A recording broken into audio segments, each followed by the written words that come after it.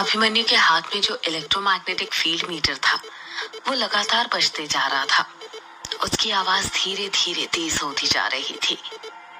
युग electromagnetic field metre को देखते हुए कहता है, यार ये इतना आवाज क्यों कर रहा है, तो इसे बंद क्यों नहीं करता, वरना जंगली जानवर जाग जाएंगे। और यदि वो जाग गए ना तो भूत प्रेत हमें मारे या ना मारे, लेकिन वो हमें जरूर मार डालेंगे। अभिमन्यु चिढ़ते हुए युग से कहता है, युग तू तो ऐसे बोल रहा है जैसे मैं ये सब जानबूझ कर रहा हूँ। कि डिवाइस अपने आप ही बजता है, और वो भी तब जब आपके आसपास कोई पैरानॉर्मल एक्टिविटी हो रही हो। मतलब ये है कि हमारे आसपास जरूर कोई ना कोई अदृश्य शक्ति है। अभिमन्यु इस इलेक्ट्रोमैग्नेटिक फील्ड को चारों तरफ घुमाने लग जाता है, और जिस डायरेक्शन में इलेक्ट्रोमैग्नेटिक फील्ड मीटर से ज्यादा आवाज आ रही थी उस ओर जाने लग जाता है। युग अभिमन्यु को रोकते हुए कहता है, कहाँ जा रहा है तू? अभिमन्यु बांस के पेड़ से निकलते हुए कहता है, भूत को पकड़ने। चल जल्दी से मेरे पीछे आ जा। बहुत हंस रहा था ना तू? हाँ चल आ जा, आज तुझे ना भूत दिखाता हूँ। अरे मैं तो युग अपनी बात पूरी कर पाता उससे पहले ही अभिमन्यु वहां से चले जाता है। युग भी अपना सामान उठाता है और अभिमन्यु के पीछे पीछे जाने लग जाता है। इलेक्ट्रोमैग्नेटिक फील्ड मीटर से आ रही आवाज का पीछा करते करते युग और अभिमन्यु दोनों ने काला झाड़ी जंगल पार कर लिया था और वो किश्नोई नदी के पास पहुंच गए थे।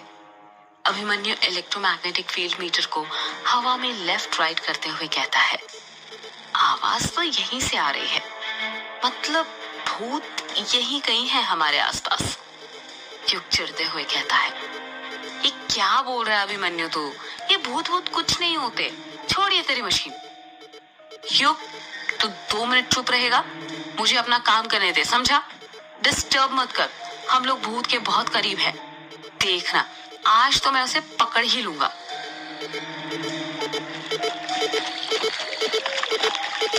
अभिमन्यु इलेक्ट्रोमैग्नेटिक फील्ड मीटर को लेकर किश्नोई नदी के शुरुआती किनारे तक पहुंच गया था। नदी शांत लहरों के साथ साथ बह रही थी, जिसमें घुटनों तक पानी था। चांद की चांदनी नदी के पानी पर छाई हुई थी। जैसे ही अभिमन्यु इलेक्ट्रोमैग्नेटिक फील्ड मीटर लेकर नदी में अपना पहला कदम रखता है, इलेक्ट्रोमैग्नेटिक फील्ड मीटर बजना अपने आप बंद हो जाता है। अभिमन्यु और युग दोनों शॉक्ड हो जाते हैं और सोचने लग जाते हैं कि अचानक से इलेक्ट्रोमैग्नेटिक फील्ड बंद कैसे हो गया। वातावरण में अचानक से शांति छा गई थी। अभिमन्यु इलेक्ट्रोमैग्नेटिक फील्ड मीटर को अपने हाथ से ठोकते हुए कहता है, अरे ये क्या, इसमें से आवाज क्यों नहीं आ रही है? कहीं ये खराब तो नहीं हो गया? युग नदी के बाहर ही खड़ा हुआ था। वो वहीं से अभिमन्यु को ताना मारते हुए कहता है, खराब तो तब होगा ना जब ये सही होगा। इतना घटिया तो है तेरा ये डिवाइस। क्या नाम बताया था तूने? Electromagnetic field meter. तुझे पता है इसने आवाज करना बंद क्यों कर दी? अभिमन्यु उदासी के साथ पूछता है, क्यों? क्योंकि शायद तुझे पता नहीं है कि इलेक्ट्रोमैग्नेटिक फील्ड का एटमॉस्फेयर पर फर्क पड़ता है। मतलब ये है कि जब वातावरण चेंज होता है तो मैग्नेटिक फील्ड भी चेंज होती है, जिस कारण जब हम जंगल से यहाँ तक आए तो इसने यहाँ पर आकर आवाज करनी बंद कर दी। क्योंकि जंगल के अंदर के एटमॉस्फेयर में और नदी के पास के एटमॉस्फेयर में बहुत डिफरेंस है। तुझे कैसे पता ये सब? इलेक्ट्रॉनिक एंड इलेक्ट्रिकल इंजीनियर हूँ बेटा, इतना तो पता ही होगा ना। तेरी तरह झोला छाप पैरानॉर्मल एक्टिविटी एक्सपर्ट नहीं हूँ। मैं नहीं मानता, मुझे तो लगता है कि मेरा ये डिवाइस हमें बिल्कुल सही जगह पर लाया है। युग अभिमन्यु को घूरते हुए कहता है, और तुझे ऐसा क्यों लगता है? इसके ना 2 कारण हैं। पहला कारण यह है कि जब हम जंगल से यहाँ नदी तक आए तो उस बीच भी एटमॉस्फेयर चेंज हुआ होगा, तब ये बंद क्यों नहीं हुआ? या नदी पर आकर ही बंद क्यों हुआ? युग हैरानी के साथ पूछता है।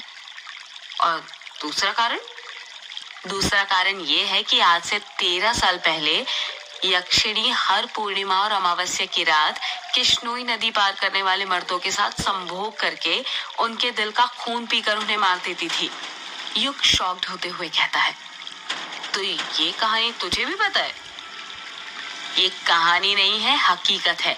और ये बात बंगला मुड़ा और रोंकामुचा गांव के बच्चे को पता है, समझा? छोड़िए सब। तो हाँ, क्या बता रहा था मैं कि देख, यक्षिणी मर्दों के साथ संभोग करके उन्हें मार देती थी, यहीं पर इसी नदी के पास। तो उनकी आत्मा भी यहाँ पर ही भटक रही होगी ना, समझा? इसीलिए तो मेरा ये डिवाइस यहाँ पर आकर बंद हो गया। युग घूरते हुए अभिमन्यु से पूछता है, तो ये यक्षिणी, भूत प्रेत, डायन पर भरोसा करता है? हाँ करता हूँ। क्यों, तू नहीं करता? नहीं। अभिमन्यु युग के पास जाते हुए कहता है, तो फिर गले में एक काली माँ का लॉकेट क्यों पहना हुआ है? युग के गले में काली माँ का लॉकेट था, जिसमें उन्होंने रौद्र रूप धारण किया हुआ था और उनके पैरों पर भगवान शिव थे। युग उस लॉकेट को हाथ लगाते हुए कहता है, ये लॉकेट, ये तो मुझे माँ ने दिया था, उन्हीं के याद में पहनता हूँ। अब तो वो है नहीं, इसीलिए। युग अपनी बात पूरी करता इससे पहले ही अभिमन्यु कहता है, कुछ भी हो, पर भरोसा तो करता है ना, भले ही माँ के कारण क्यों ना करता हो। तो फिर भूतों पर भी भरोसा करना सीख जा। पर जो चीज दिखाई नहीं देती उस पर विश्वास कैसे करूं? दिखते तो हमें भगवान भी नहीं है, पर फिर भी हम उन पर विश्वास करते हैं ना। तुझे पता है, ये जो भूत होते हैं ना, हर वक्त हमारे साथ रहते हैं, हमारे साथ खाते हैं, सोते हैं, उठते हैं, बैठते हैं, सब काम करते हैं, पर ये हमें दिखाई नहीं देते। पता है क्यों? क्यों? क्योंकि इनके पास भी भगवानों की तरह शक्तियां होती है, शैतानी शक्तियां। भगवान और भूत दोनों एक ही सिक्के के दो पहलू है। देख, दोनों के हिंदी और इंग्लिश के शुरुआती अक्षर भ और जी से ही स्टार्ट होते हैं, चाहे वो इंग्लिश का होस्ट हो और गॉड हो, या फिर हिंदी का भूत और भगवान। तू तो सही में इंटेलिजेंट वाली बातें करने लग गया यार। तुझे ये सब बातें कैसे पता? तेरे पापा ने बताई। युग हैरानी के साथ पूछता है, क्या कहा? मेरे पापा ने बताई? पर कब? यार, उनकी किताबों में लिखा है ये सब। तूने उनकी किताबें नहीं पढ़ी क्या? क्या तो लिखते थे यार वो, रोंगटे खड़े हो जाते थे पढ़ते पढ़ते। युग उदास होते हुए कहता है, नहीं, मैंने नहीं पढ़ी।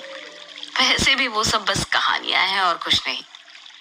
वो कहानी नहीं है युग, तुझे पता है, एक लेखक वही लिखता है जो उसकी जिंदगी में घटित होता है। हो सकता है ये सब तेरे पापा के साथ हुआ हो। यार देख, मुझे ना मेरे पापा के बारे में बातें नहीं करनी। मैं बहुत थक गया हूँ, मुझे अभी आराम करना है, इसलिए मैं अपने घर ग्रेवयार्ड कोठी जाना चाहता हूँ। पर तू इतनी रात में ग्रेवयार्ड कोठी क्यों जा रहा है? तू तेरे रिश्तेदारों के घर रोंगकामुचा गांव जाना। मुझे उनके पास नहीं जाना। क्यों? युग अभिमन्यु के सवाल का कुछ जवाब नहीं देता है। अभिमन्यु युग के कंधों पर हाथ रखते हुए कहता है, तो अभी भी उनसे नाराज है क्या? नाराजगी किस बात की? नाराज तो हम उनसे होते हैं ना जो हमारे अपने होते हैं, और वो मेरे अपने थोड़ी है। यार ऐसा मत बोल। यार अभिमन्यु, छोड़ ना तू ये सब और जाने दे मुझे। अरे ऐसे कैसे? एक काम करता हूँ, मैं भी तेरे साथ चलता हूँ। सुना है यक्षिणी के 2 ठिकाने थे, पहला किश्नोई नदी और दूसरा ग्रेवयार्ड कोठी। तुझे कैसे पता ये बात? मुझे तो बहुत कुछ पता है यक्षिणी के बारे में। आखिर ऐसे ही थोड़ी सर्टिफाइड पैरानॉर्मल एक्टिविटी एक्सपर्ट बनाऊं मैं। यार बातें करना छोड़ और चल जल्दी, अब जाकर सीधे सोना है मुझे। ऐसे अच्छा हुआ तू मिल गया मुझे, मैं तो रास्ता ही भूल गया था। रास्ता ही तो दिखाने आया हूं मैं तुझे। क्या बोला? कुछ नहीं। वो देख, वो रही तेरी ग्रेवयार्ड कोठी। अभिमन्यु ने अपने हाथ से राइट साइड की ओर इशारा करते हुए कहा। जिस ओर अभिमन्यु ने इशारा किया था, जब युग उस तरफ देखता है तो वो देखता है कि ग्रेवयार्ड कोठी का ऊपरी सिरा नदी से साफ साफ दिख रहा था। ग्रेवयार्ड कोठी ऊपरी सतह पर बनी थी, जिस कारण उसका गुंबद देखा जा सकता था। ग्रेवयार्ड कोठी नदी से करीब 600-700 मीटर दूरी पर थी। ग्रेवयार्ड कोठी के ऊपर काले काले बादल मंडरा रहे थे। जिन्हें देखकर ऐसा लग रहा था कि वो काली शक्तियां थी जो युग के वहां आने का इंतजार कर रही थी। युग और अभिमन्यु पैदल पैदल ग्रेवयार्ड कोठी की तरफ जाने लग जाते हैं। कुछ ही देर चलने के बाद वो दोनों ग्रेवयार्ड कोठी के पास पहुंच जाते हैं। ग्रेवयार्ड कोठी खेतों के एकदम बीच में बनी हुई थी। आसपास दूर दूर तक कोई घर नहीं था। ग्रेवयार्ड कोठी के पास करीब 2 हेक्टेयर जमीन थी जो खाली पड़ी हुई थी। ग्रेवयार्ड कोठी 2 मंजिला थी, जिसमें बाहर से खिड़कियां देखने से लग रहा था कि करीब 50 से 60 कमरे होंगे। कोठी में ग्रे कलर किया गया था। अभिमन्यु ग्रेवयार्ड कोठी को देखते हुए कहता है, यार ये तो किसी फिल्म की हॉरर कोठी जैसी लग रही है। देख, कोठी के ऊपर काले बादल भी कैसे मंडरा रहे हैं ना। युग चिढ़ते हुए कहता है, यार ये फिल्मों की नहीं है, मेरे पूर्वजों की कोठी है जो उन्होंने अंग्रेजों से खरीदी थी। हाँ यार पता है, मैंने डिटेल्स निकाली थी इस कोठी की। ये अंग्रेज लोग भी ना बड़े कमाल के थे। कैसे? तुझे पता है ये कोठी कब और क्यों बनाई गई थी? नहीं, आज से 200 साल पहले 24 अगस्त 1608 में अंग्रेज अपने इंडिया में आए थे। उस वक्त उनका भारत में शासन नहीं था और ना ही उनके रहने के लिए कोई ठिकाना था। जब वो मेघालय में आए तो उन्हें अपने बंगला मुड़ा गांव में भी रहने नहीं दिया गया, क्योंकि ये अंग्रेज गाय सुअर सब खाते थे और हमारे हिंदू धर्म में गाय को देवी माँ की तरह पूजा जाता है। उस वक्त अंग्रेजों के एक जर्नल ने मोटी रकम देकर जमीन खरीदनी चाहिए, पर गांव वालों ने मना कर दिया। फिर क्या हुआ? होना क्या था, हम सबको पता है कि इंडिया में लालची लोग तो भरे हुए हैं। उस वक्त बंगला मुड़ा के राजा अंग्रेजों से मोटी रकम भी हथियाना चाहते थे और प्रजा को निराश भी नहीं करना चाहते थे। इसलिए उन्होंने बंगला मुड़ा गांव के बाहर जो कब्रिस्तान वाली जमीन थी वो उन्हें बेच दी। गांव वाले तो दिन में भी वहां पर जाने से डरते थे, पर ये अंग्रेज कहाँ किसी से डरने वाले थे। उन्हें भारत का खजाना जो लूटना था, उन्होंने कब्रिस्तान के ऊपर ही कोठी बना दी। गांव वाले शुरू शुरू में इसे लाशों वाली कोठी कहते थे, फिर अंग्रेजों ने ही इसे ग्रेवयार्ड कोठी नाम दे दिया। अच्छा, जब भी दूसरे गांव से अंग्रेज सैनिक आते थे तो उन्हें यहीं पर ठहराया जाता था। यहीं पर खातिरदारी की जाती थी। उनकी अय्याशियों का सारा सामान था यहाँ पर, और यहाँ पर रात रात भर मुजरा चलता था, तवाइफें नाचा करती थी। और तू कह रहा था ना कि ये यक्षिणी नहीं होती। तुझे पता है यहाँ के अंग्रेज अफसरों ने अपनी डायरी में यक्षिणी का जिक्र किया है। यक्षिणी का नाम सुनकर युग चिढ़ जाता है और चिढ़ते हुए कहता है, तेरी ये कहानी खत्म हो गई हो तो क्या अब हम कोठी के अंदर चलें, या रात भर यहीं पर बैठकर कहानी सुनाने वाला है? हाँ चलना, मैंने कहाँ रोका है तुझे। तुझे ही कहानी सुनने में मजा आ रहा था इसलिए मैं सुना रहा था। ग्रेवयार्ड कोठी का दरवाजा करीब 10 फुट ऊंचा था। जब युग और अभिमन्यु दरवाजे के पास पहुंचते हैं तो अभिमन्यु देखता है कि दरवाजे पर एक बड़ा सा ताला लगा हुआ था, जिस पर जंग लग गया था। अभिमन्यु ताले को हाथ लगाते हुए कहता है, अरे इस पर तो ताला लगा हुआ है, तेरे पास ताले की चाबी भी है क्या? युग अपना बैग टटोलने लग जाता है और कहता है, रखी तो थी इसकी चाबी मेरे पास, कहाँ गई? देख क्यों नहीं रही यार? हाँ ये रही। युग अपने बैग से ताले की बड़ी सी चाबी निकाल लेता है। खोल जल्दी दरवाजा, एक औरत की आवाज सुनाई देती है। युग हैरानी के साथ कहता है, यार तूने आवाज सुनी? अभिमन्यु पूछता है, कैसी आवाज? औरत की आवाज। यार वो कह रही थी कि खोल जल्दी दरवाजा। क्या कहा? औरत की आवाज। लगता है ना तेरे कान बज रहे हैं। अभी तो मुझे कह रहा था कि मैं कहानी सुना रहा हूँ, अब तू क्या कर रहा है? चल जल्दी ओपन कर कोठी, मैं भी तो देखूं इसमें क्या क्या राज बंद है। युग चाबी को ताले के अंदर डाल देता है। जैसे ही चाबी ताले के अंदर जाती है, आसमान में तेज बिजली चमकती है।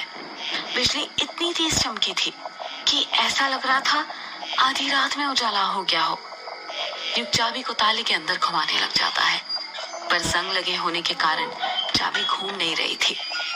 युग चाबी घुमाते हुए कहता है, अरे ये क्या, ये घूम क्यों नहीं रही? घूम जा, अब खुल भी जा। अभिमन्यु हैरानी के साथ पूछता है, क्या हुआ यार? चाबी अंदर ही टूट गई। क्या कहा? चाबी टूट गई? पर कैसे? यार इतनी पुरानी चाबी है, ऊपर से जंग लगी हुई थी, तो टूटेगी ना। अभिमन्यु अपने सिर पर हाथ रखते हुए कहता है, तो फिर अब क्या करें? युग कुछ कहता उससे पहले ही एक औरत की आवाज सुनाई देती है, पत्थर उठा और तोड़ दे ताला। युग कहता है, अच्छा आइडिया है, पर तू लड़की की आवाज में क्यों बोल रहा है? अभिमन्यु हैरानी के साथ कहता है, मैंने क्या कुछ बोला, मैं तो तब से चुप ही हूं। युग अभिमन्यु की बात पर ध्यान नहीं देता है। वो पास में ही जमीन पर रखा बड़ा सा पत्थर उठाता है और उसकी मदद से दरवाजे पर लगा ताला तोड़ने लग जाता है। 3 बार पत्थर से ताले पर वार करने पर ही खट से ताला टूट जाता है।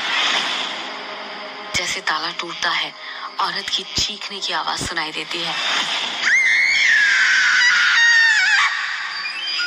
युग कुंडी खोलकर दरवाजे को अपने हाथों से धक्का देने लग जाता है, पर दरवाजा इतना भारी था कि उस अकेले से धक्का नहीं दिया जा रहा था। इसलिए अभिमन्यु भी उसकी मदद करने लग जाता है। अभिमन्यु और युग अपनी पूरी ताकत लगाकर दरवाजा खोल देते हैं।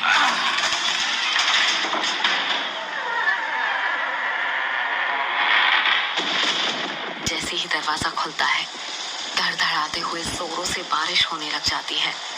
दरवाजा खुलते ही एक औरत की फिर चीखने की आवाज सुनाई देती है। युग डरते हुए कहता है, कौन है?